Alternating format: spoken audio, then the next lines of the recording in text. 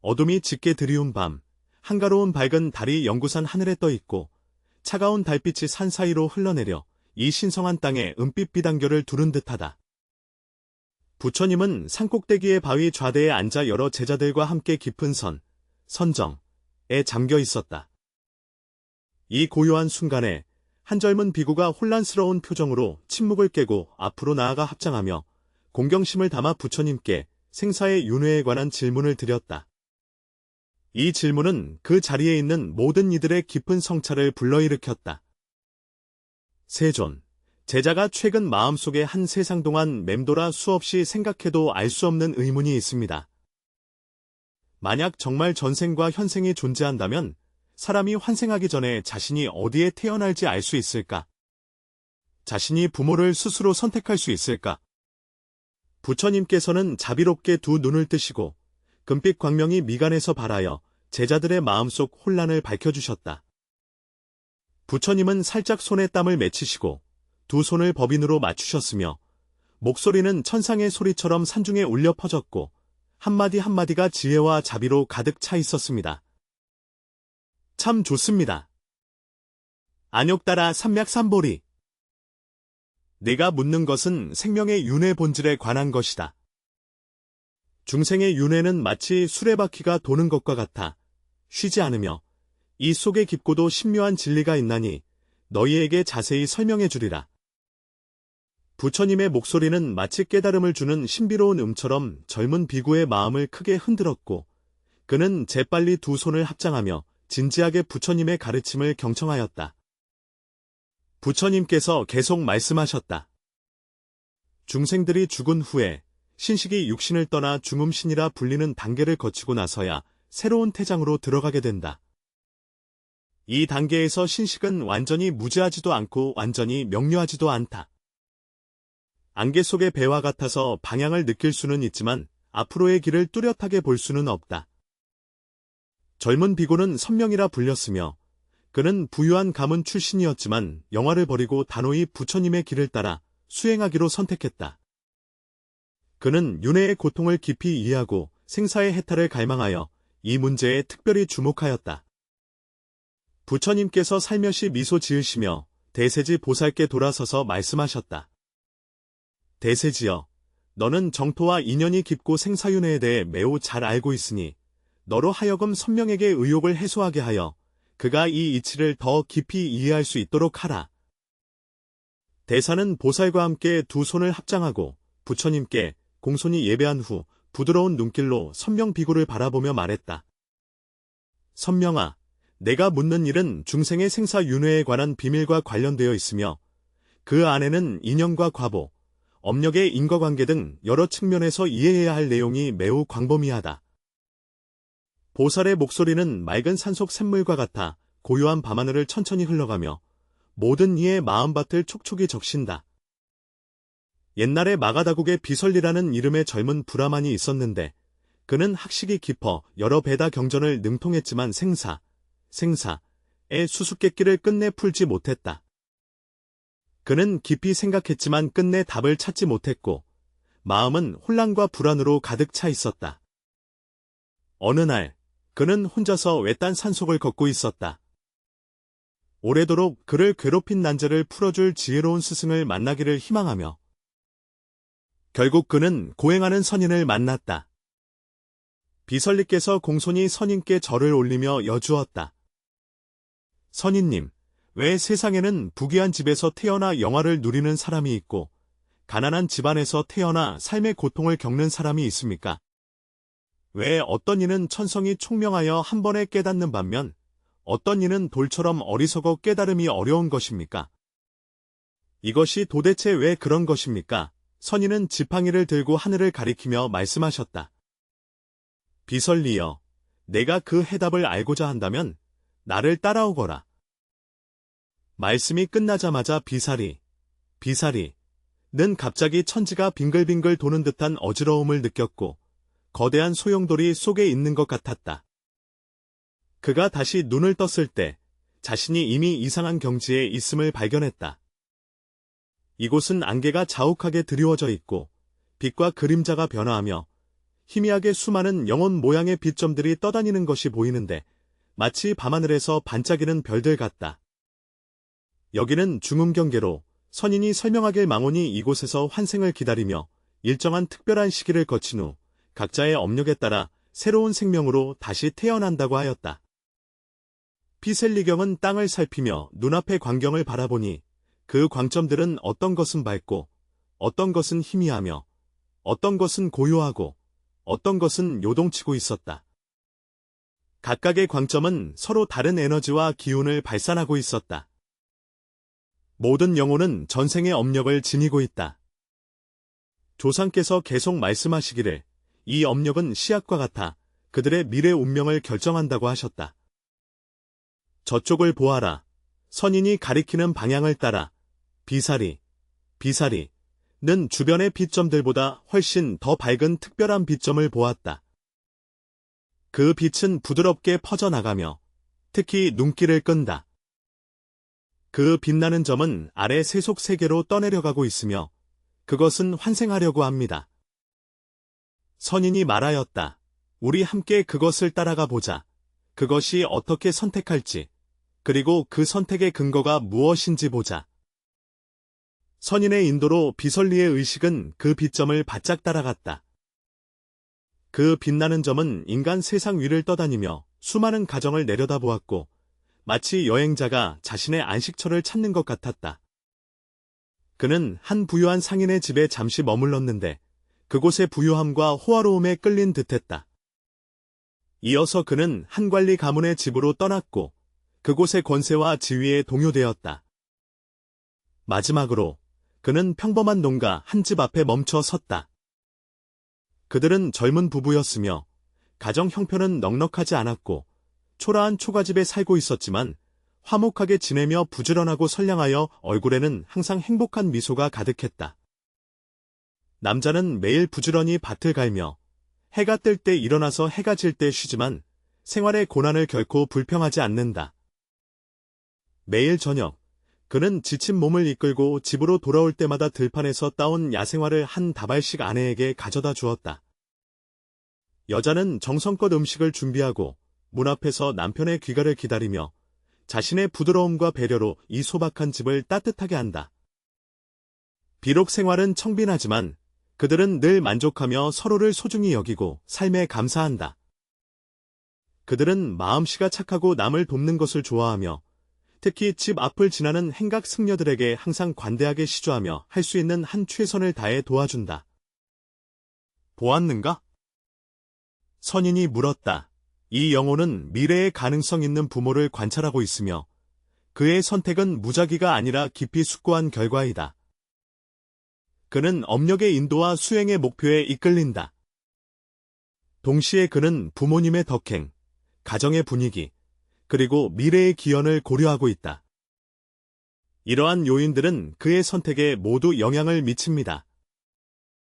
비사리, 가 더 많은 질문을 하려던 찰나, 그 빛나는 점은 갑자기 농가로 확고하게 떠내려가 한 남자가 짜고 있던 배 속으로 스며들어 마치 자신이 궁극적인 귀처를 찾은 듯했다. 그가 선택했다. 피세리께서 놀라 물으시니 선조께서 고개를 끄덕이며 말씀하시길, 그렇다. 그가 선택하였으나 이는 완전한 자유의 선택이 아니며 여러 가지 연기에 의해 인도된 것이다. 강물이 바다로 흐르는 것처럼 겉으로는 수많은 길이 있어 보이나 실제로는 지형과 중력 등의 여러 요인에 의해 인도되어 결국 하나의 길로 모이게 된다. 비사려는 생각에 잠겼다. 그렇다면 왜 그는 이렇게 평범한 가정을 선택했으며 부유한 집안이 아니었을까?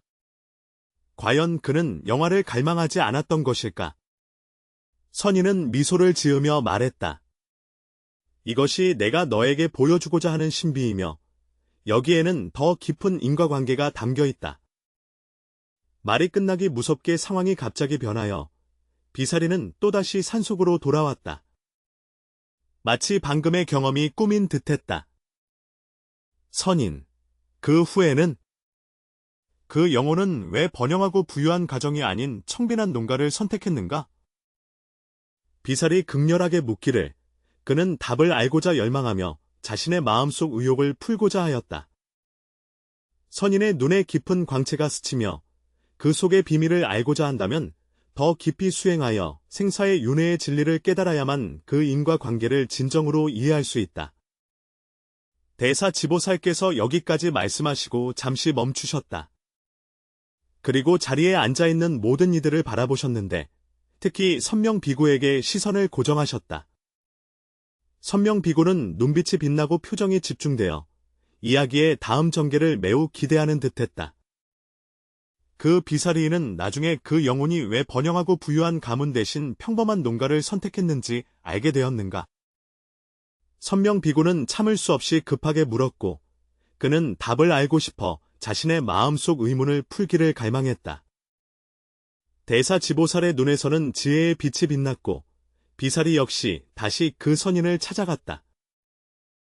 또한 선인은 자비롭게 그를 데리고 더 깊은 차원의 진리를 보여주어 그 속에 담긴 인과관계를 깨닫게 하였다. 달빛은 물처럼 부드럽고 삼봉우리가 떠오른다. 현장에 있는 모든 비구와 보살들은 숨을 죽이고 고요히 침묵하며 대사의 보살에 대한 가르침을 조용히 듣고 그가 이 수많은 수수께끼를 풀어내기를 기다리고 있다. 대사지보살께서 천천히 입을 여시며 말씀하셨다. 선인은 비설리와 함께 다시 중음계에 이르렀다. 이번에는 그들의 시야가 더 넓어져서 더 광활한 광경을 볼 수 있었다. 선인이 신통력으로 비셀리가 그 영혼의 전생과 현생을 볼 수 있게 하여 그가 선택한 이유를 알게 하였다. 봐라, 선인이 먼 곳을 가리키며 환화한 경치가 있으니 이것은 그의 전생이다. 제설리는 그 영혼의 전생이 부유한 상인이었음을 보았다. 그는 막대한 재산을 소유하여 부귀가 나라와 견줄 만했으나 인색하기 이를 데 없었고 한 푼도 아끼지 않으며 잃은 것을 보충하지 않았다. 친구와 가족에게도 매우 인색하여 은혜는 적고 오로지 이익만을 추구하였다. 임종 전에 그는 깊은 후회를 느끼며 평생 금전을 쫓았던 자신이 인생의 진정한 가치를 간과했음을 깨달았다. 그는 마음속에 강렬한 소원을 일으켰다. 내 생에 만약 다시 인간으로 태어난다면 차라리 청빈한 집안에서 태어나 관대함을 배우고 선덕을 닦아 이 생의 죄과를 보상하겠다고 다짐하였다. 그렇구나. 비설리, 비사리는 문득 깨달았다. 그는 전생의 원업 때문에 이 가난하지만 착한 가정을 선택한 것이었다. 그는 이러한 생활을 통해 자신의 인색한 습관을 고치고 아낌없이 베풀며 헌신하는 법을 배우고자 한다. 선인이 미소 지으며 말했다. 이것은 원인 중 하나일 뿐이며 더 깊은 인연이 있다. 다시 보니 경상이 또 변하였고 비사리가 그 농부 부부의 전세를 보았다. 그를 놀라게 한 것은 그 여인이 전생에 바로 그 부자의 하인이었다는 사실이었다.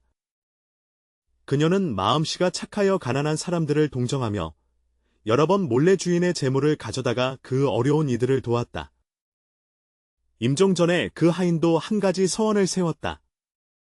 다음 생에 내가 전 주인을 교화하여 무상의 중요성을 깨닫게 하고 금전에 대한 집착을 내려놓으며 남을 돕는 법을 배우게 해달라고.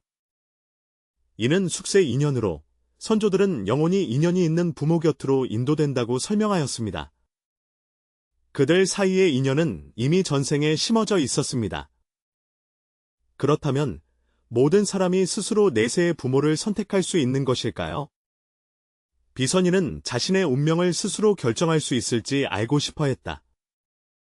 선인이 고개를 저으며 나라가 한번 바라보았다. 영혼이 중음 기간 동안 맑은 의식을 유지할 수 있는지는 전생의 수행에 달려있다. 대부분의 평범한 중생들은 업이 깊어 의식이 흐릿하여 마치 급류에 휩쓸리는 낙엽과 같아 파도에 따라 떠다닐 뿐 스스로의 의지로 선택할 수 없다. 이쯤에서 선인이 비사리를 데리고 다른 거울 상으로 와서 한 점 희미한 빛이 중음 거울 속에서 괴롭게 몸부림치는 것을 보았다. 그는 어떤 힘의 구속에서 벗어나고 싶었으나 결국 무력하여 저항하지 못하고 강력한 업력의 소용돌이에 휩쓸려 가난하고 병든 가정으로 빨려 들어갔다. 이것이 바로 업폭이다. 조상님께서 탄식하며 말씀하시길 전생에 악업을 지었으면 지금 생에서는 반드시 그 과보를 받게 된다. 업력은 자석과 같아 영혼이 해당하는 부모에게 끌려가 그들이 상응하는 고통을 견디게 한다.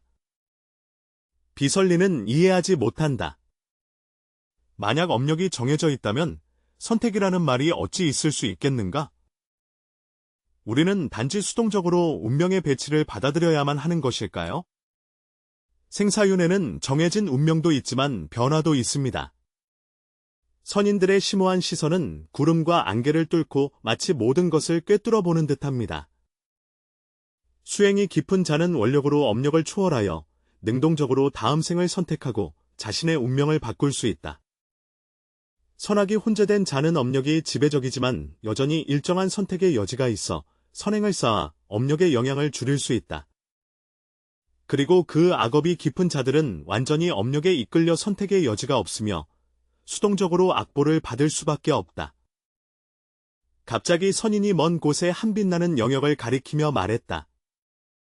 저기를 봐라. 평생 환생할 곳을 선택하는 중이다. 저 빛은 다른 영혼들과는 전혀 달리 자비와 지혜의 힘으로 가득 차 있으며 따뜻한 빛을 발하고 있다. 그것은 무엇입니까? 비설리경을 탐구하면서 그는 이러한 순수한 광채를 본 적이 없었다.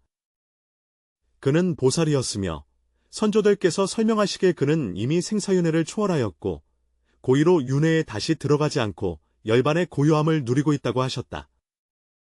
그러나 그는 대자대비의 원력으로 중생을 구제하기 위해 자발적으로 고난의 땅에 태어나 중생을 교화하고 그들이 고통의 바다에서 벗어나도록 자신의 행동으로 돕기로 선택하였다. 바로 그 순간 비선이는 그 보살의 빛이 세 갈래로 나뉘어 각각 한 왕실, 한 평민 가정, 그리고 한 상인 가정을 향해 비추는 것을 보았다. 이게 어떻게 가능하지? 한 사람이 어떻게 동시에 세 가정에 태어날 수 있을까요? 비선이는 충격을 금치 못하며 눈앞에 벌어진 모든 일을 이해할 수 없었다. 이는 화신의 법입니다. 선인들은 설명하기를 수행이 깊은 보살은 여러 신체를 동시에 화연하여 서로 다른 가정에서 태어나 다양한 신분과 방식으로 더 많은 중생을 제도하여 그들이 깨달음을 얻고 해탈로 나아가도록 돕는다고 하였습니다. 이 순간 비사리는 마치 생명의 가장 깊은 신비에 손길을 닿은 듯했고 전에 없던 경외심이 마음속에 치솟았다. 그는 삶의 의미가 단지 개인의 행복과 해탈을 추구하는 데 있는 것이 아니라 타인을 돕고 중생에게 이익을 주는 데에도 있음을 깨달았다. 그렇다면 선한 이여, 우리는 환생할 때 어떻게 하면 맑은 정신을 유지하고 좋은 인연을 선택하며 악한 결과를 피할 수 있을까요? 사리자를 겨냥하며 급히 물었다. 그는 운명을 바꾸는 방법을 간절히 알고자 했다. 선조께서 비설리를 바라보시며 목소리는 엄숙하고 평온하셨다.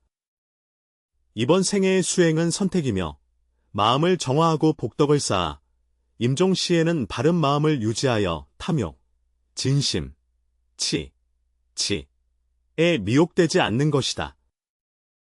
만약 이렇게 할 수 있다면 결국 고요함 속에서 스스로 맑음을 유지할 수 있으며 반바람에 흔들리지 않고 자신이 원하는 미래를 스스로 선택할 수 있을 것이다. 비사리는 계속해서 가르침을 청하려 하였으나 갑자기 땅이 빙글빙글 도는 듯한 느낌에 사로잡혀 눈앞의 광경이 사라지고 그는 다시 살림으로 돌아갔다. 사리야, 너는 이미 생사윤회의 일면을 목격했으니 돌아가 깊이 생각하라. 네가 본 것과 들은 것을 마음에 새기고 실천에 옮겨라. 사리터는 즉시 깨달았다.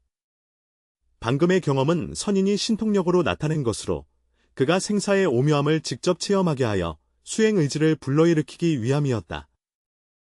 그는 공손히 선조에게 절을 하며 내심 정진 수행을 하기로 마음을 굳게 먹었다.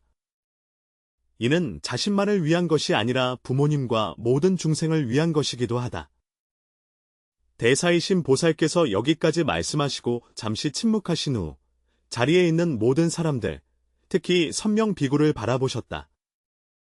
선명, 이제 이해되었나요? 사람이 윤회 전에 부모를 선택할 수 있는지는 세 가지 핵심 요소, 즉 업력, 원력, 수행에 달려 있습니다. 업력은 기초이며 원력은 동력이고 수행은 보장이다. 끊임없이 수행해야만 복덕을 쌓고 자신의 경지를 향상시켜 내세 더 많은 선택권을 가질 수 있습니다. 선명은 그가 얼굴에 사색의 빛을 띠고 있음을 보고 그래서 석종과 보살들도 자원하여 이 세상에 태어났는가? 그들은 중생을 구제하기 위해 고통으로 가득 찬 이 세상에 온 것인가요?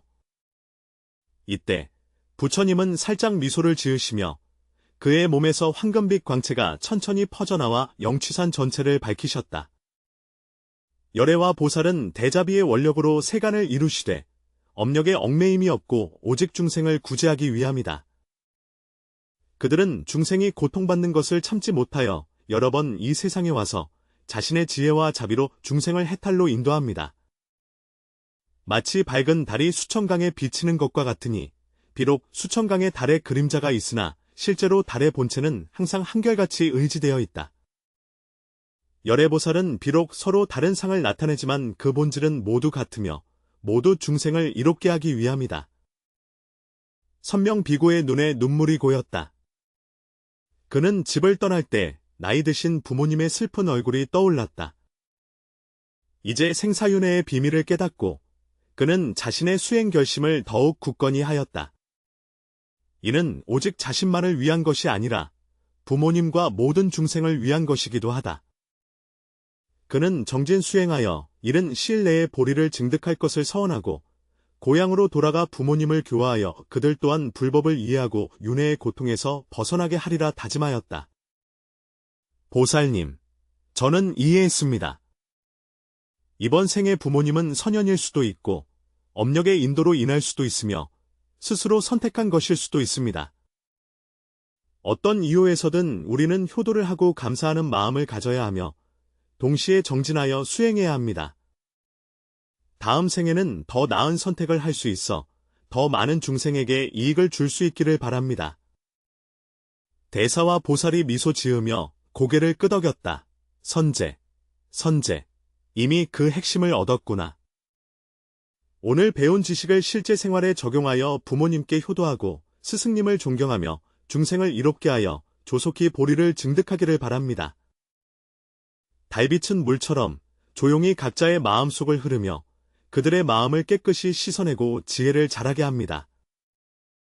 이 밤, 선명 비구뿐만 아니라 참석한 모든 이들이 생사윤회에 대해 더 깊이 이해하게 되었다. 그들은 생명의 의미를 깨닫고 수행의 방향을 찾았다. 수행의 길은 비록 길고 고통스럽지만 마음에 빛이 있고 끊임없이 정진하면 결국 생사의 안개를 헤치고 저편에 도달하여 최고의 보리를 성취할 수 있다. 우리 모두가 이번 생을 소중히 여기고 정진하여 수행하며 내생에 더 아름다운 미래를 창조하고 중생의 해탈에 자신의 힘을 보태길 바랍니다.